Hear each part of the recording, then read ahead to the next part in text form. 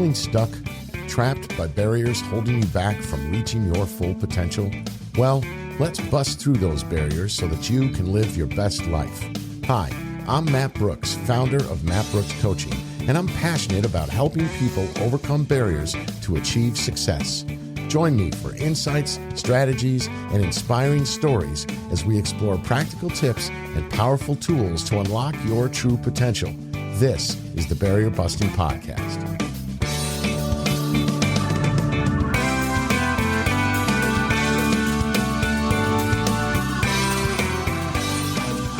Well, happy holidays, everybody. It's so exciting to be at the end of the year. I don't know. I love this time of year, the holidays. I didn't always. It wasn't always easy to go through the holidays. There were years when I was alone. So for all of you out there who are not enjoying the holidays, I'm sending you my love too.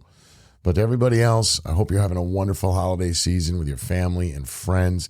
This episode is going to air the day before Christmas Eve, even though it's an episode on New Year's resolutions.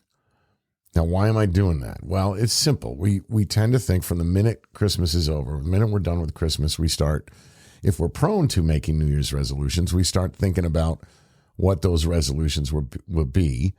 And I thought I'd put this out there so you'd have this information throughout that week. Maybe it'll help you as you're thinking through this, okay?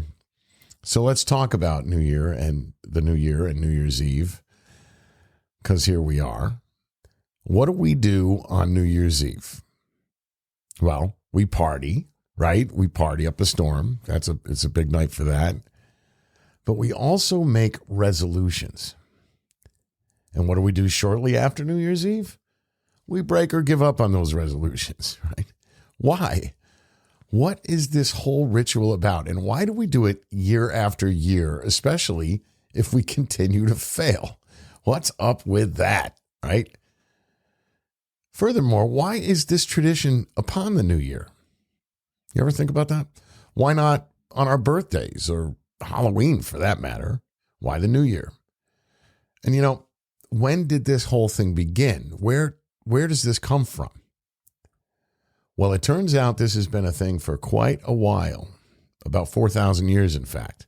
The first recorded history we have regarding resolutions or pledges made upon the new year comes from the Babylonians, who recognized the beginning of the year upon the beginning of the planting season in March. They would have a 12-day celebration. They'd have parades and rites and all kinds of things. And all of it was meant to symbolize overcoming the forces of chaos. Isn't that interesting? Because we look back on the previous year and think about what we would have wished we would have done better. And in their case, they were overcoming the forces of chaos. I see that as a very similar thing. The Romans also celebrated and made pledges at the beginning of their new year, which also was in March, until Julius Caesar changed everything with the Julian calendar, recognizing January 1st as the beginning of the new year. Changing the date in part was to honor the Roman god Janus, who had two faces, one looking forward and one looking backward. In fact, in Rome, statues of Janus were often seen in doorways, representing a transition into something new.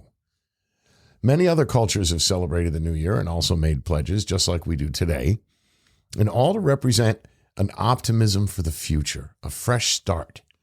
We look back to review and reflect, and we look forward with hope and renewed energy. So the new year is like an opportunity to hit the refresh button on your life, When something comes to an end, there's always a new beginning. We look back on our past year's achievements and failures, and we use this sort of refresh button to start a new beginning, or what we hope will be a new beginning. That we have a renewed sense of hope that things will be better, that we can make improvements in our lives and in ourselves.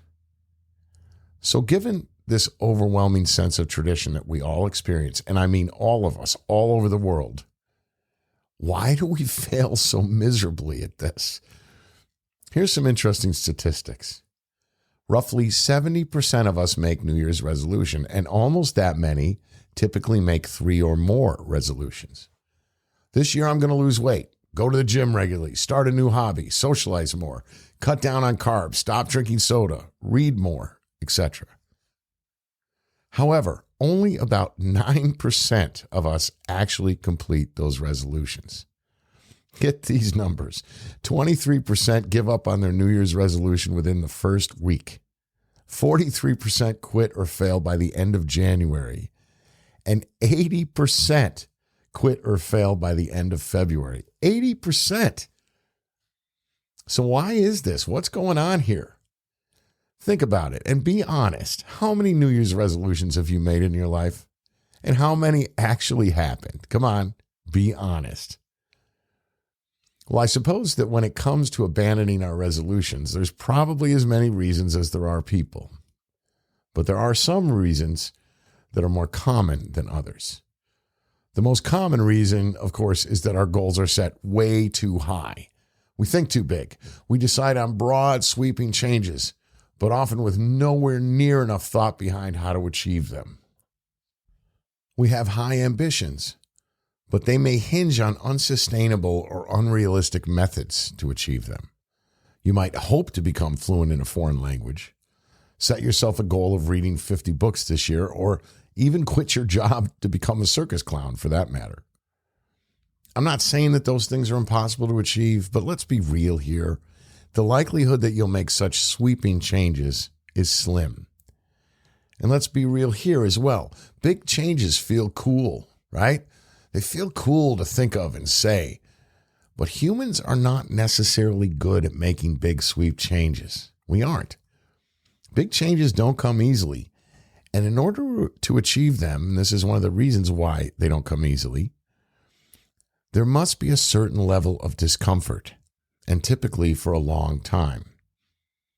We don't like being uncomfortable for long. It's not in our nature. We seek comfort. So, without solid reasons that motivate us to stay the course throughout, we will likely give up. New habits are not easy to create. And if you haven't had a chance to listen, the first several episodes of this podcast were on the topic of habits. And I would direct you in particular to episodes 2 and 3, which essentially discuss how to build new habits and break bad ones. So in terms of setting unrealistically high goals, perhaps the reason we don't succeed is that our eyes are too big for our stomachs. Seriously, we're humans, not sports cars. We can't go from 0 to 60 in 3 seconds. And my friends, wishful thinking is not enough. We're going to take a quick break here. And when we return, we're going to look a little more closely at the reasons why we often fail at our New Year's resolutions. And I'll have some recommendations for ways to succeed. Back in a bit.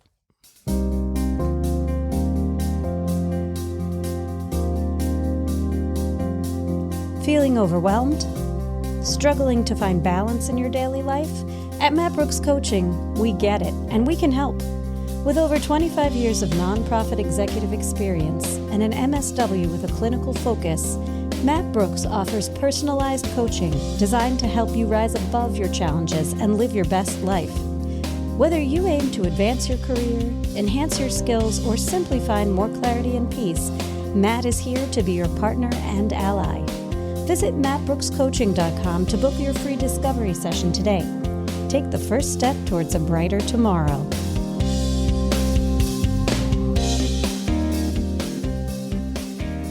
Okay, let's look at a few more common reasons for not achieving our New Year's resolutions.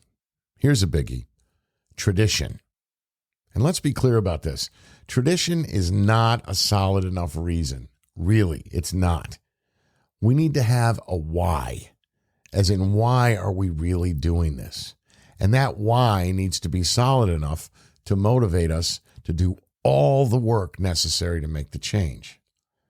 If we're doing it out of a sense of tradition rather than really thinking through our why this particular goal is so important, then without careful thought to determine the why, we tend to fail.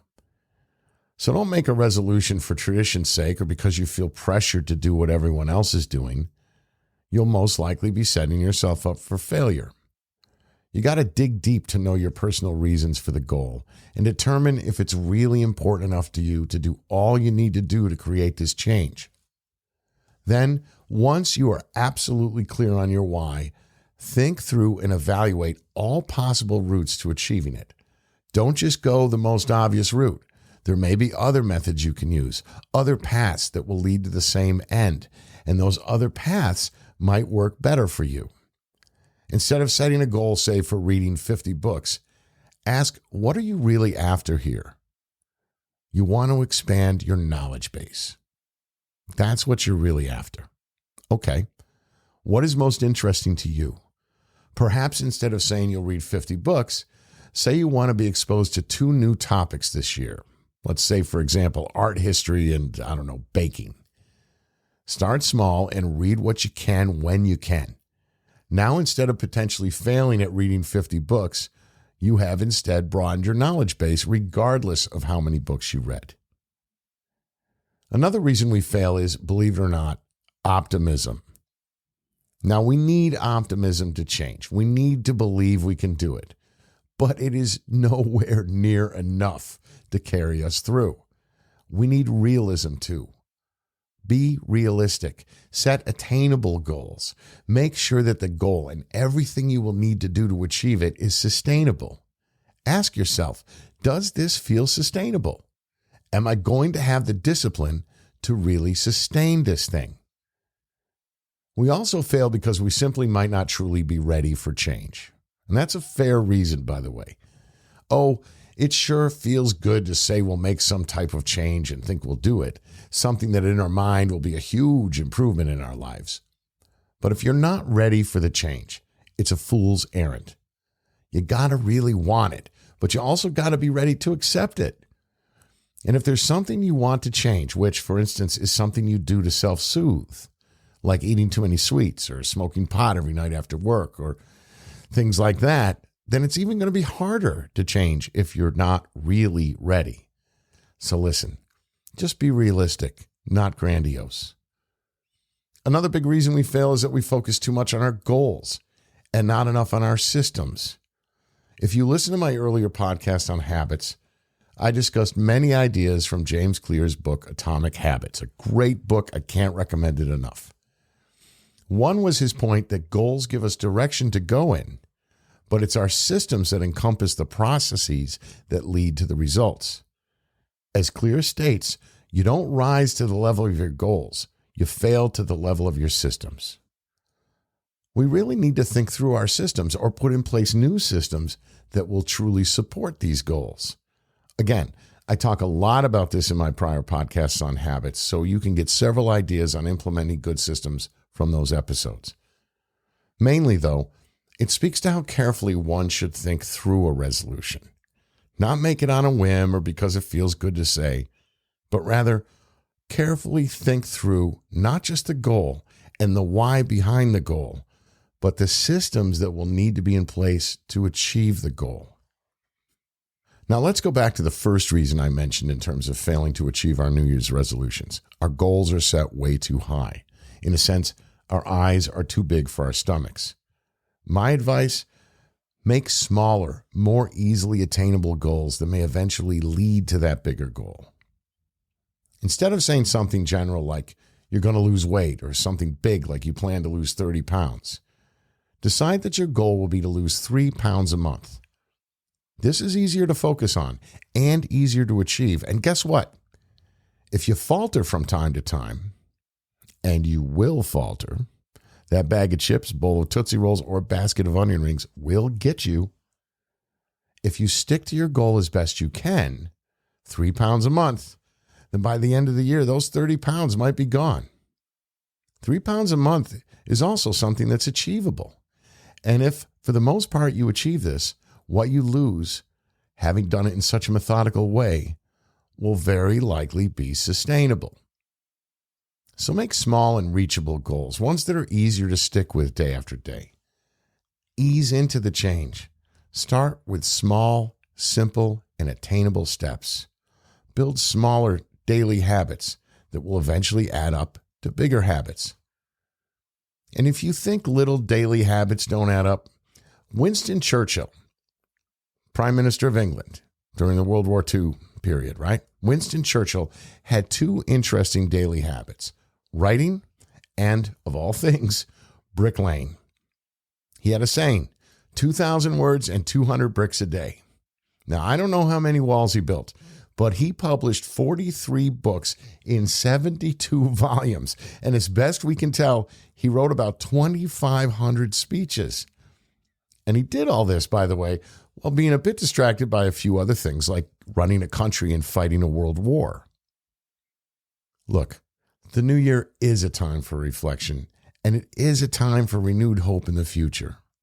We should take some time to reevaluate our lives and use that information to inspire us on a better, more productive path forward. All I'm saying is that if you want to be in the 9% of people who actually do succeed at their New Year's resolutions, actually achieve their goals, then there's more involved than just making a grand statement. Put some real thought into it and how you can go about doing it, and then go forth and kick ass. I know this is another short episode, but I don't want to bog you down. Just want to give you a few great ideas. Again, you can go back and listen to those episodes on habits to get more information on how to build new habits and how that will help you create systems that will support your New Year's resolutions. But for now, Happy New Year, everyone. Let's hope 2025 brings us all happiness, fulfillment, and peace. Thanks again for listening. Be well, and I'll catch you next time on the Barrier Busting Podcast.